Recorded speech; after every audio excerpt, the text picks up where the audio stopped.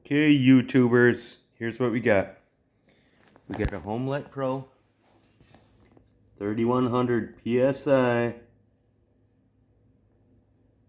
would not start. So, first thing I did is I blew out a hip trying to start it. I was guessing bad gas, and I think I was right. Took off the air filter, this guy right here. Sprayed some brake clean in there.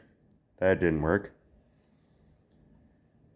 So, next step was to drain the gas and lube the linkage. And now, let's see if this thing starts.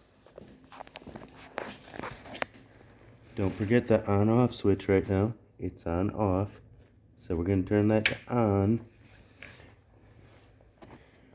And then we're going to look over here. Put the choke to the first detent. And make sure your fuel is turned on. Let's give her a shot.